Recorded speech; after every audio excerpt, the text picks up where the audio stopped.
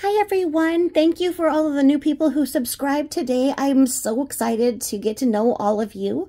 I am a smaller channel, and with very few exceptions, I can tell you pretty much how I know everybody, how they're linked to what stories I've covered, and I love that. I love knowing who all my friends are that I've gotten to know over having my channel for almost a year and a half.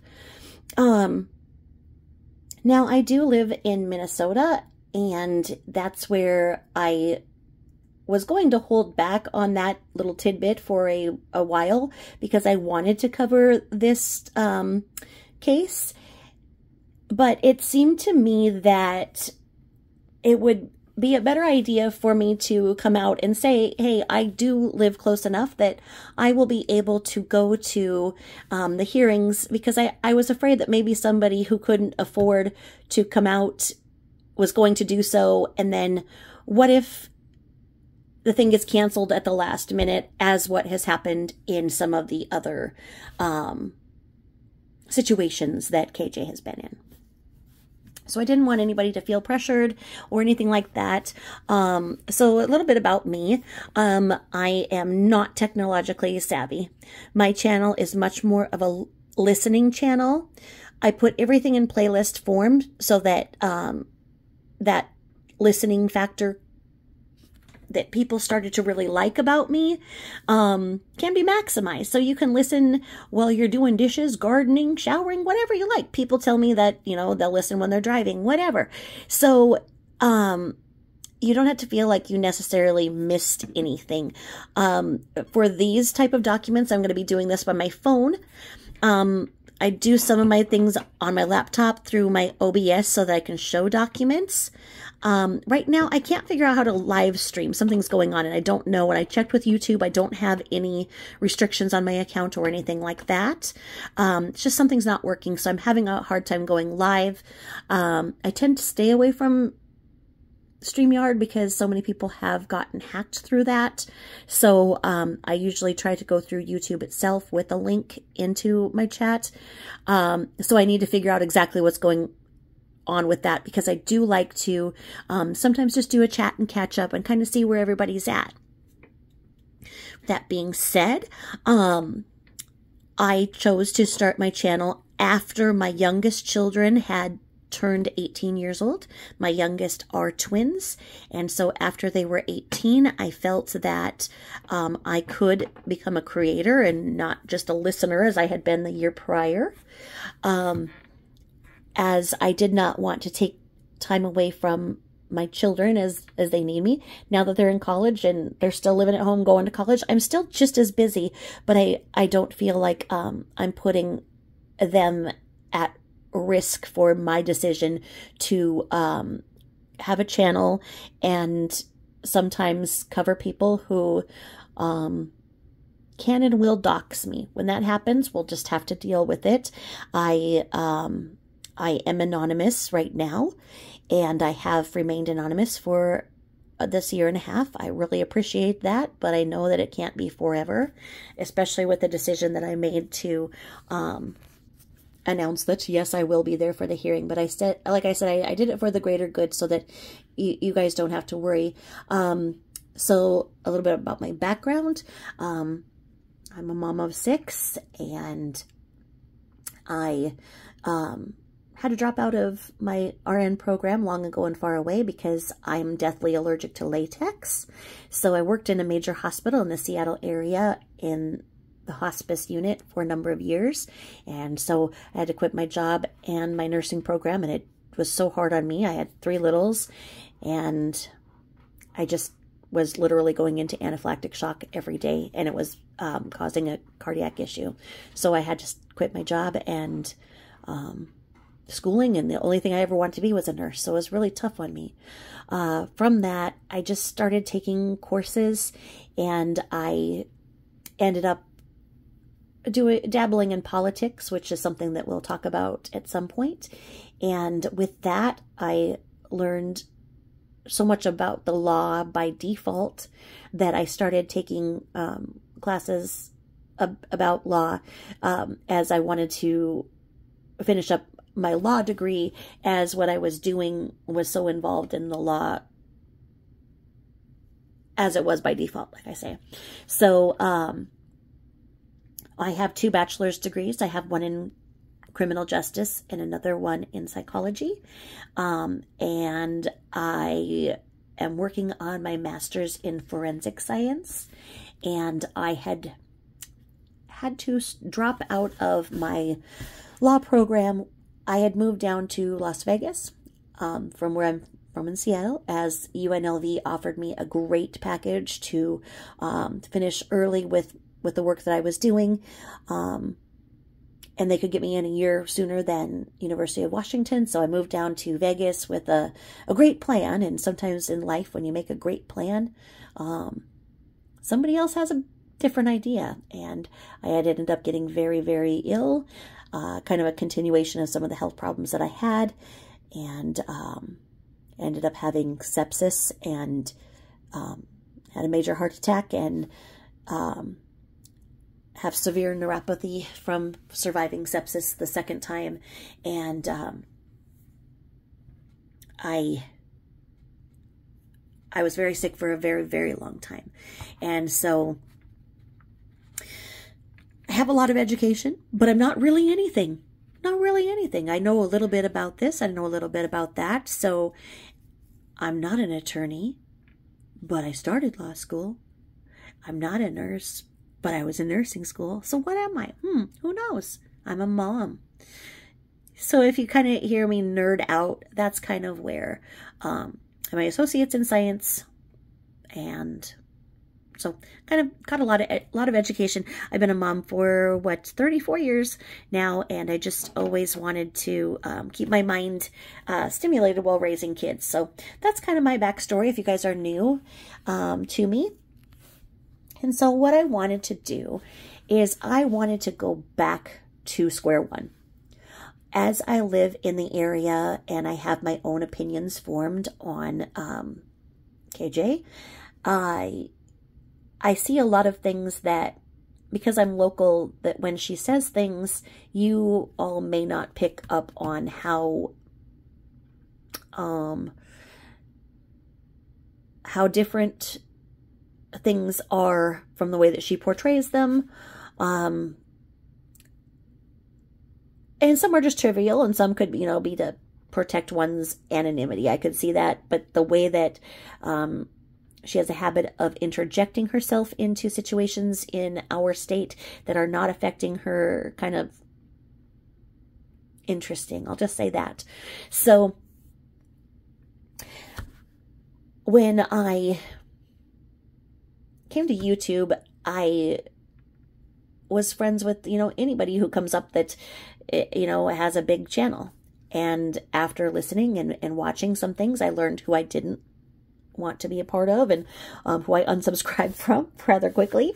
And so KJ was one of them. I was really concerned about some of the things that she was saying, and I'm going to leave it at that. So I knew that she had been in other legal trouble.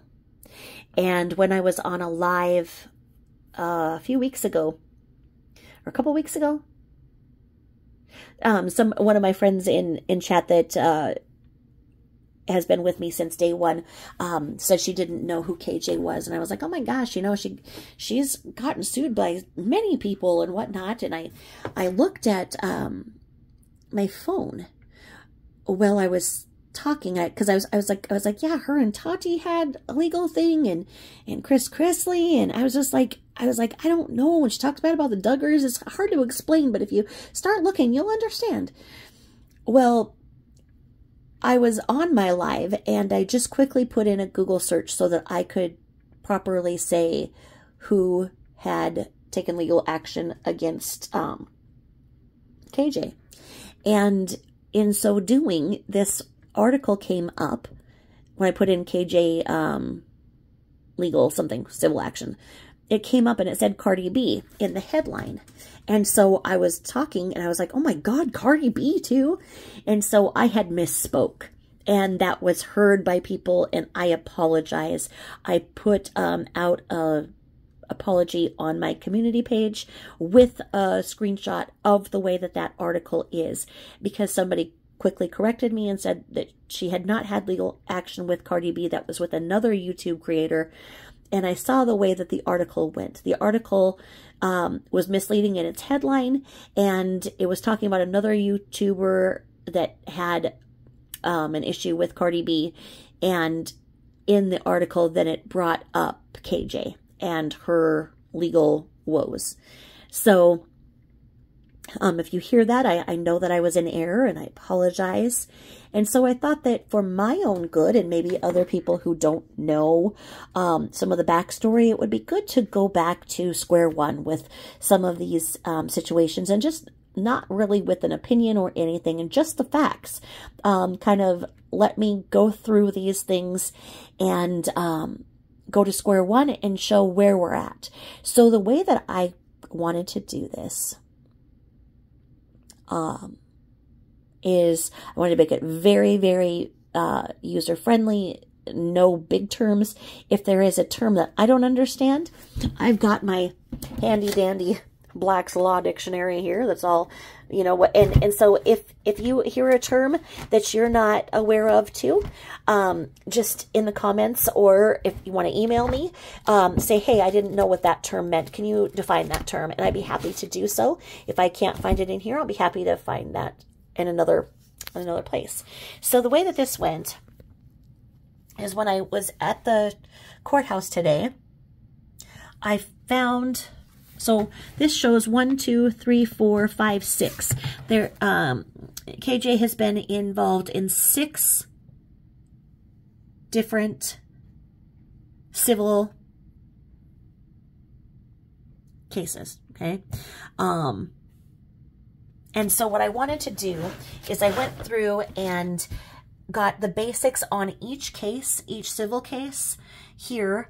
And now I'm very careful. I will not give her address or any of the people, any of the respondents' addresses. So I've went through and marked so that if I, you know, go on a page and whatnot, I went through and covered up all of the addresses. But so what I want to do is I want to focus on 7M to bring us right to where we are for next Tuesday's hearing. And then after the hearing, I want to go through and go one by one, just the facts. What I did with each case is I just kind of went through and got the basics and anything that looked relevant, the memos and whatnot. And I've got them all marked up and ready to go on that. So there's some juicy stuff in some of them. So we'll go there. And like I said, I found 6. And I think that's everything, because when I first went through the searches, I only found 5. And that was interesting to me, as you can see here, because 1, 2, 3, 4, 5, I could only find 5.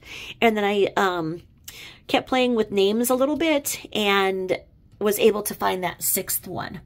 And so that's where I'm going to go back to that, so we can really go back to say, okay, what was going on in 2019? How do we get from 2019 to 2022 with having 6 civil actions? And that's significant. I'm 51 years old, and I've not ever had anybody file anything civil against me. I'm proud of that. And I hope that I'm careful with what I say. And if I do say something in error, I will take it back.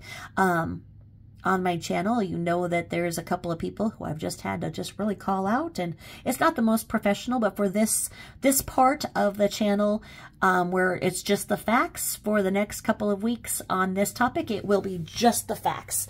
So while I'm at the hearing, I did find out that there is no recording of audio or photography allowed within the courthouse. So I cannot do that. So I will take copious notes, and I will just kind of come home and I will debrief, and we'll go over all of my notes and what happened, and I'll give you everything, you know, who looked at who gave who the side eye, what were they wearing, all that good stuff. You know I will.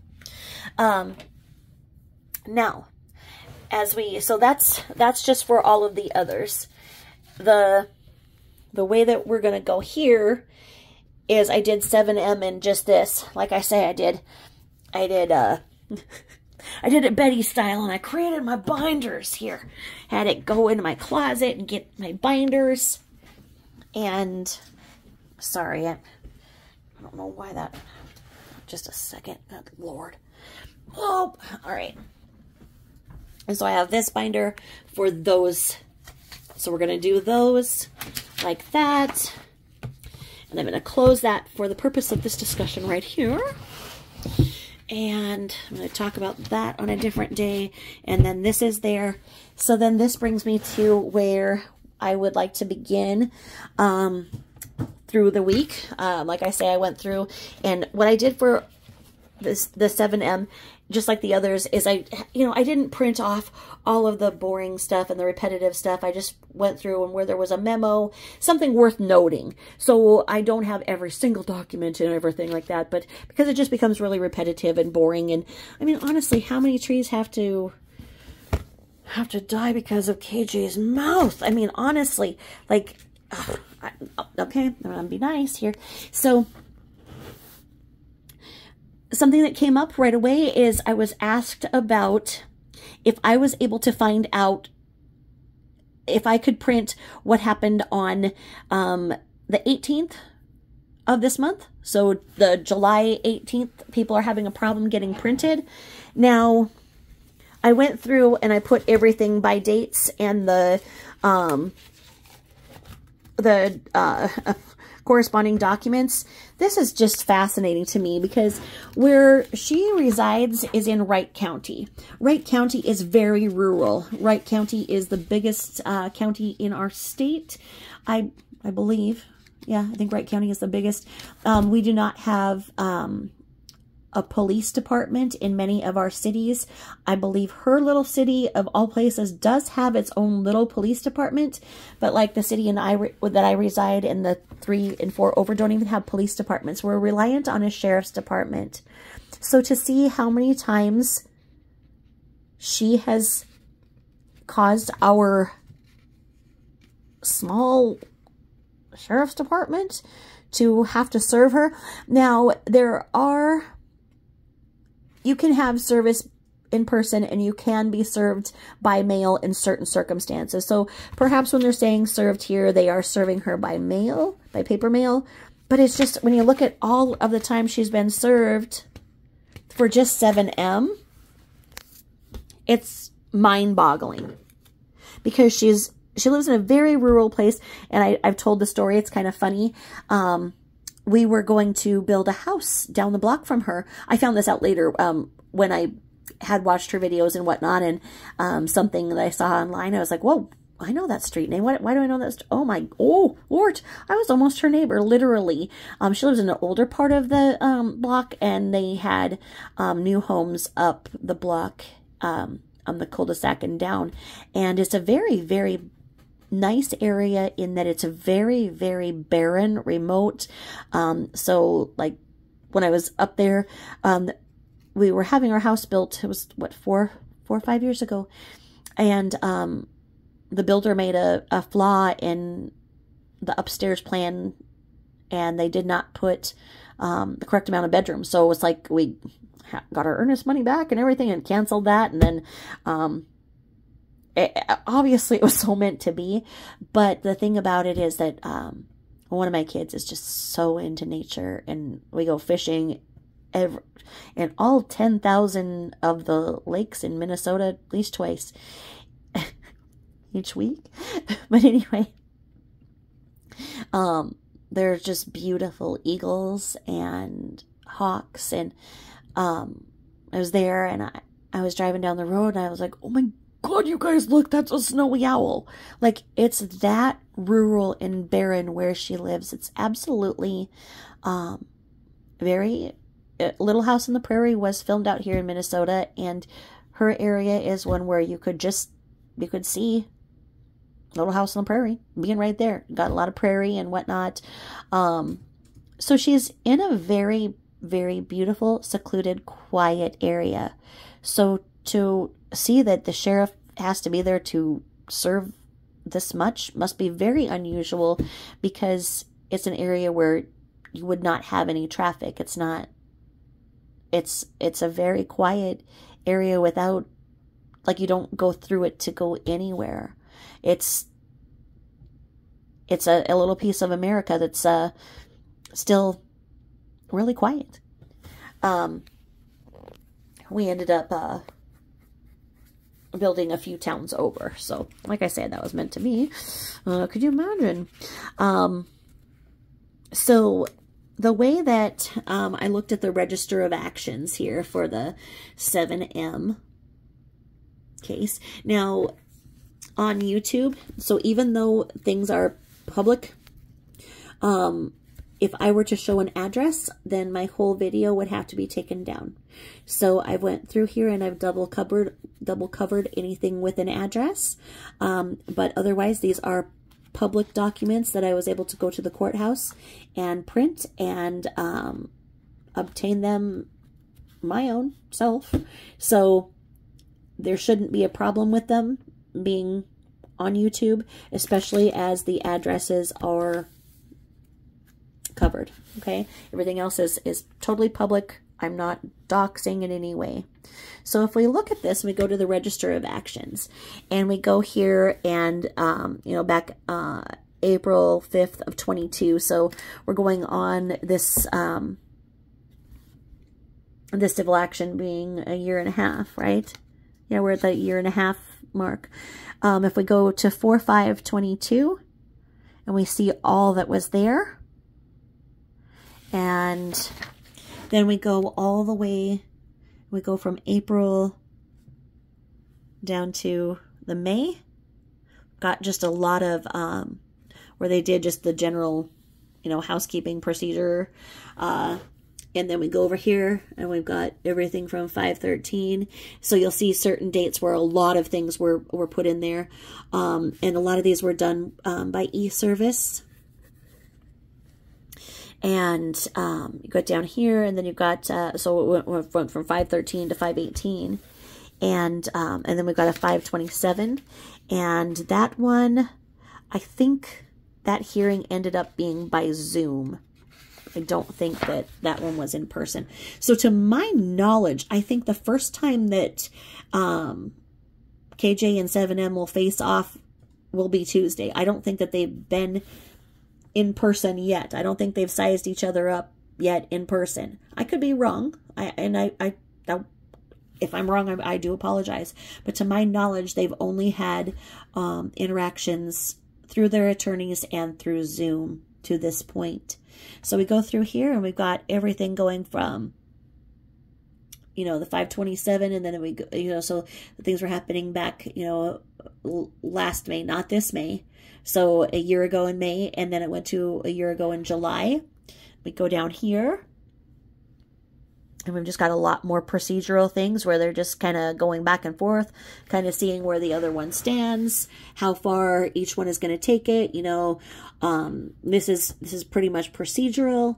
And we get into August, and we're still just going there where people are establishing this, moving towards procedures, going, okay, you know, we're not going to be able to come to a decision. Let's move towards the possibility of a trial.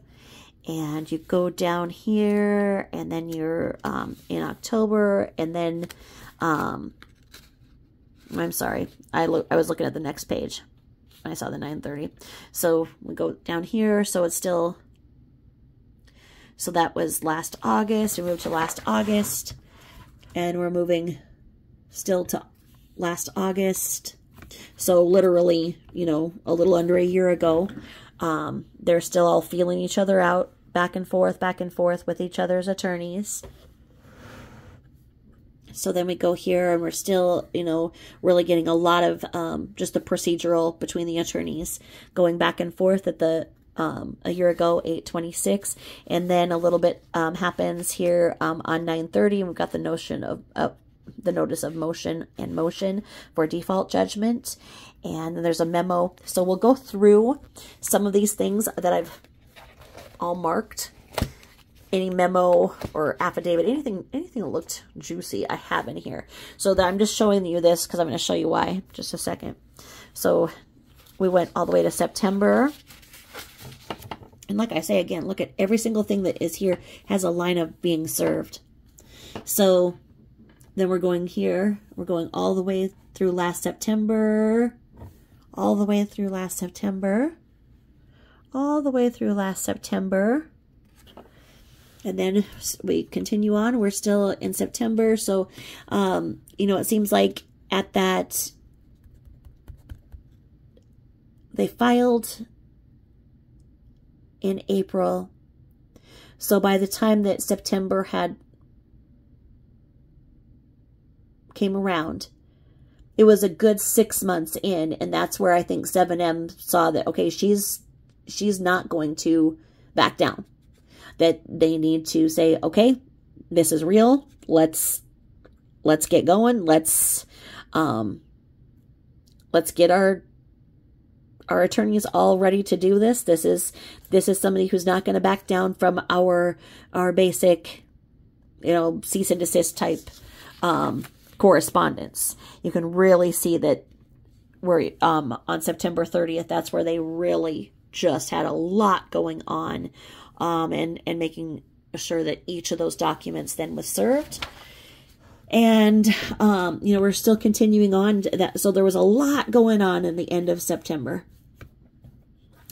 And then we go over here, and then last October, there was a remote hearing on the 4th of October. And obviously they could not come to an agreement there. And so things continued to move forward. And that went all through October. Okay. And right up to Halloween, we've got that. Now, so we're going through October. And that's where we're really in that 7-month point where this has been going on. And again, all of this stuff has to be served. I cannot imagine. I mean, I'd be scared to death if I got served once, which will probably happen because I'm talking about you-know-who here. So you can see that a lot was done on Halloween. So we've got Halloween, just a lot of activity here. We've got some memos, which I have, you know, back in here, all earmarked for us. And then we get into October. So that next week, then we've got some more going on, and we go all the way through October. We went through October into November. So that next week, there was a lot going on. Got all of that. The lawyers going back and forth, once again, serving. So then that went to November. Okay. Look at all of this going served. That's still going in November. So we've got November 4th, and we've got November 9th, November 14th, and then we come over here, and that November 14th had just a ton of stuff going on. Again, making sure that, you know, each side is served back and forth. And then it goes from November 14th to the 21st. So right around here in Thanksgiving, it looks like there was another hearing and a default hearing. And they were held remotely. So I had COVID again during this time, right before last Thanksgiving. So we still, you know, we're very much dealing with COVID in our world. So remote hearings were very much still the norm. So it's not that that's out of the ordinary. You know, that's the way things were. And that probably saved a lot of money for 7M because they didn't have to fly up here for that. Now, so we go, you know, around Thanksgiving, and then we go into December, and you see that there's more going on in the beginning of December. We've got December 5th, we've got December 6th, and then we've got the 6th and then the 11th, okay? Now, from there, we don't hear anything from December 11th until February 7th. And then the case picks back up, and you see here where we go from so February 7th to the February 24th. We're going back again, served. And we're going, so there was a lot of activity there in February. And then we go over here and we had a pretrial hearing, and it was canceled. And that was here March 27th. But it says it was assigned in error, so who knows. And then notice of remote hearing with instructions. And so that's in April, so I think that might have been the May one. Because I went there for that, but then it ended up being on Zoom. Or I thought it was going to be in person, but it wasn't. So we go here to April of this year, of course. Again, just all of this being served.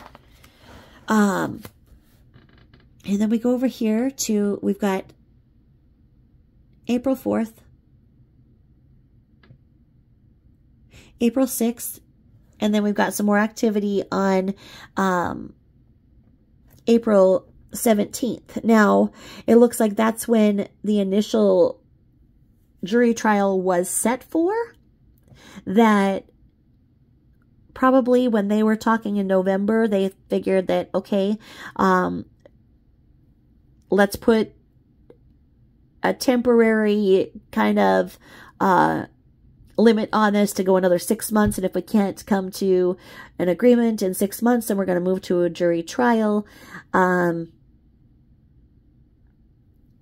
Obviously, it did not happen. So then we go back into May. And so we have a month later, and we're at May 18th. And this is the one that was remote. That's the day I went down and went to the courthouse, and nothing was happening. So we're there, 5/23. Come over here to 5/23. Nothing happened in June. Now on 7/11, so just a couple of weeks ago, we have more action. So 7/11 goes. 7/11 goes. 7/11 brings us all the way down here. Everything is served. Okay. Then we have all of this on 7/11, so it's just probably more making sure that everything is all in order. We'll go through these things. Like I said, anything that looked interesting I have here for us to go through each page so that we are right where we need to be for next Tuesday. So I'm just going through this overview so you guys can understand where I'm going with this. Just a second. I'm making a point here. Hold on. So we're still going through 7/11, so just everything was there. So I'm sure that the attorneys were just each firing off everything, making sure that everything is there. They've got their documents in order. They've got their interrogatories, their depositions. Everything is all as it should be. Everything is served. They're probably checking back and forth. And we're still going through 7/11 on this page. Again, all this stuff served. Like, honestly, like a whole forest has had to sacrifice itself due to the amount of paper for KJ's mouth.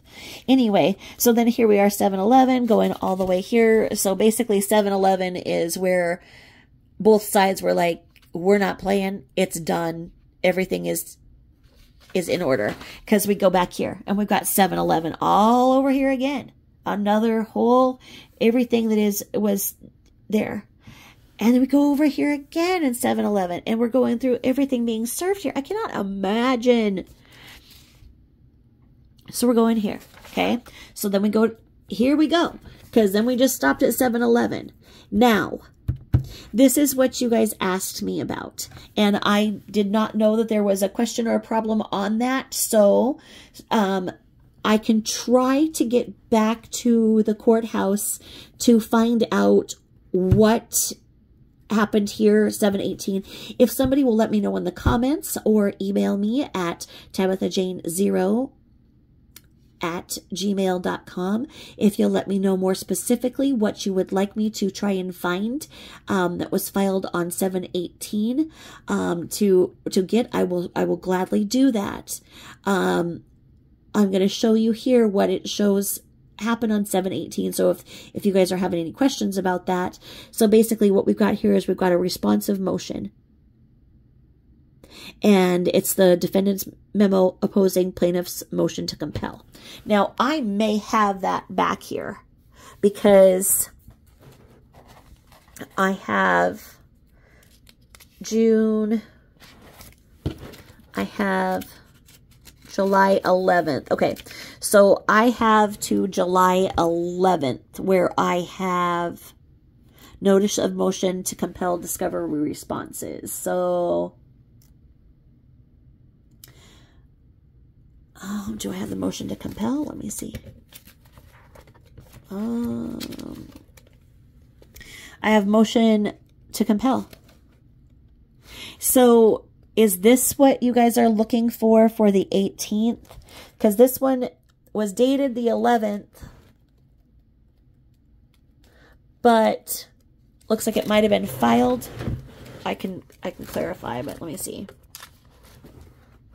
Because that's another, it's July 11th. Now, the thing here is this has not happened yet. So this is your proposed order.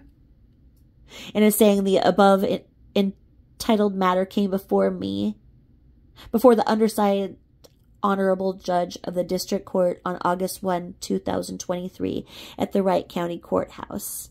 Now, so this is saying this is a proposed order. This has not happened, but it is for the future. So this one may have been what was printed out on the 18th because it's not dated.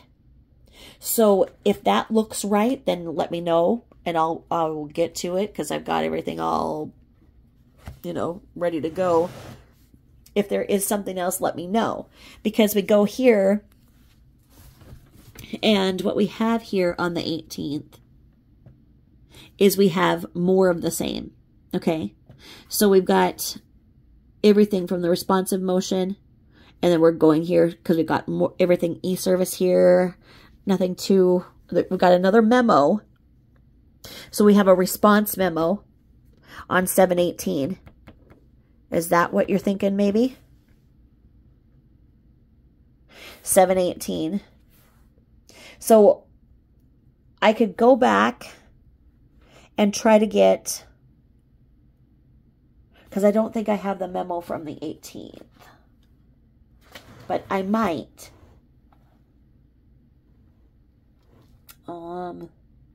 July 7th. No, I don't, because I do just have the July. So maybe that's what you guys are thinking of. Just let me know. Let me know. I can make time. I'm not sure what day, but I can make time.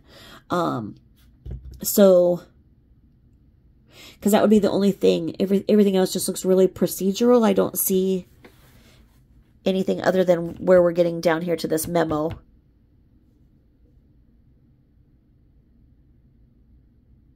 So we've got a memo. And then we go over here because we've got more of what happened on the 18th. And nothing looks out of the ordinary. Everything looks really procedural other than... okay, so we've got here where we have the motion hearing, which is scheduled. And then, so 8/10/23 was canceled. The order to show cause hearing at 1:30 was canceled. So you guys know more than me about this. Was 8/10 canceled and then 8/1 was put in place? Or do they still need to reschedule the 8/10? in the show cause hearing. And then I don't know. I cannot believe this, because look at how much she's paying in or paying out. So from the time this was filed at 4/27 to, sorry, I made my hole there. So, God, that sounded disgusting. Sorry. As of 7/24, but it looks like a 9. Anyway, look at this. She's had to pay $845 here in, like, court fees. And as we look at all of this stuff, there's an attorney attached to every single one of these things. How much has she paid in attorney's fees between all 6 of her civil actions? I mean, I'm blown away. I don't know how she deals with it, because I would be a nervous wreck. I would be a nervous wreck if somebody came for me. And it will happen. I'm sure, you know, that because of the way that I've chosen to do a channel, I'm sure that somebody will come for me. And I just have to be able to say why I said what and whatnot. But I don't have this kind of money. Now, on Reddit, it was rumored that KJ makes $400,000 a year. I have not went into Social Blade to verify that or anything like that. If somebody has a good number, please let me know, because you would have to be making a great amount of money to be able to just write these kind of fees off and have basically an attorney on retainer. She has to be probably $20,000 to $30,000 in to this attorney for the year and a half. And that's being, I think, on the low side. I'm shocked. Okay? I am shocked that she goes to this. And she doesn't act like it bothers her. She doesn't act like she has any remorse. She obviously doesn't stop it. She doesn't, because this is the 6th freaking thing. But then you go, well, if you make this much, is that a cost of business? Is that what she sees? Is she comfortable being the most hated female YouTuber? And that this is the costs involved? I don't know, because her house is very modest. Okay, where she lives is very modest. You guys probably know exactly, you know, how much. I mean, her house is probably, you know, like probably like $350 to $400. It's not like she lives in a huge mansion or anything. I mean, hers. I think her house is like one that's like, you know, like, I think that part of the neighborhood is probably 10 or 12 years old. So it's not like she's just rolling in money, and this can be done like a Hollywood celebrity where these things happen and they have retainers on. I don't know.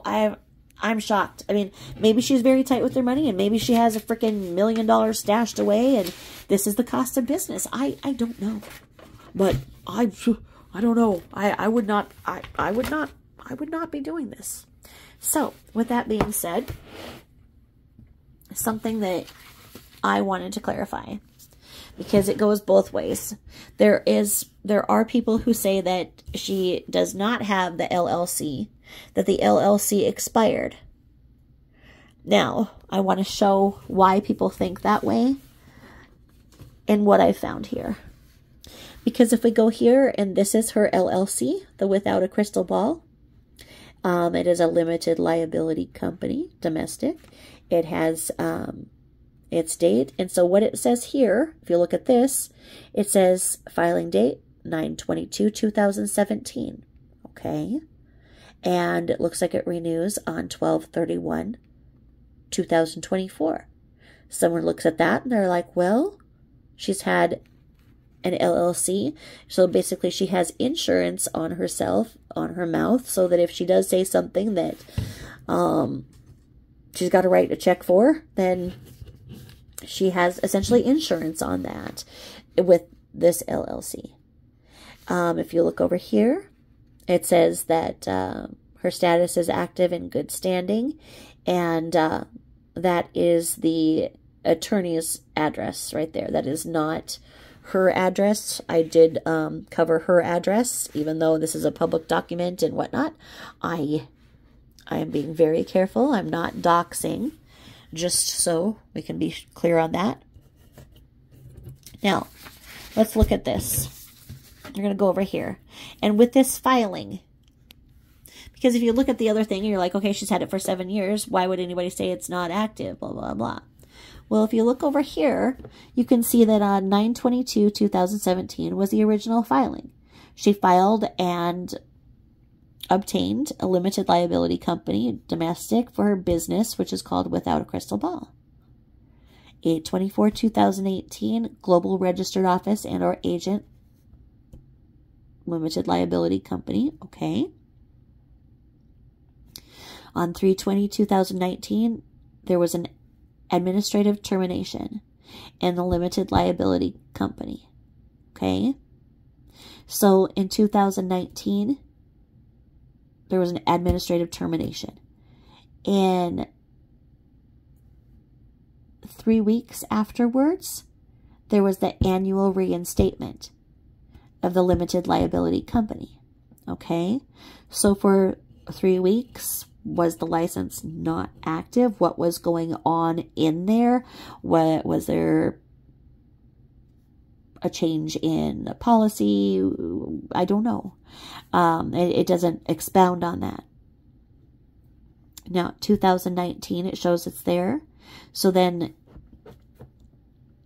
the next thing you see is 9/23/2021, and you see that it is registered on 9/23/21, and 10/12/21.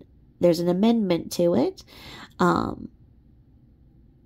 Now, there's a filing 2/1/23, where it says the administrative termination, where the limited liability company is there. And then you see on 6/28, the annual reinstatement. Okay? So you say, was this where people see this and think that she let her license go and didn't pay on it? Because there are all kinds of rumors online about whether or not she actually has an LLC that is in good standing. Now, if you look at, let's see, did I do all 6 in this one? Let me see. Because if you look at over here, and we see these dates and compare them, this one was 6 or this 5? 1, 2, 3, 4, 5, 6. Okay. So we've got the 19th, 2019. Okay. So she had this for 2 years before she had her first filing. So her first filing was, somebody filed 5/8/2019. So you've got a problem with that in 2019, 5/8/2019.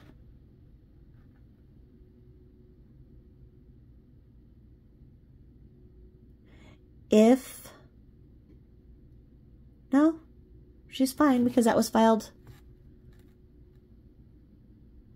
because that was April. Yeah, she's fine there. And then June 1/20, annual reinstatement is fine. Yeah, that's fine. 7/27/21.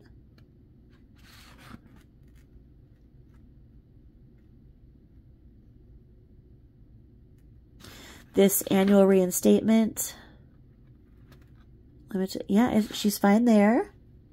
11/8/21. Let's see. Yeah. And then we have 7M that did 4/5/2022. Now, this is where people say that it is expired, blah, blah, blah, blah.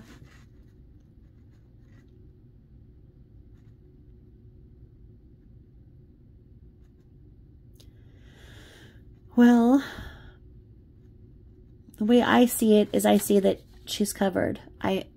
I see that, and so I don't know if, I don't know what her limits are on it. I don't know how much she has to protect herself in settlements.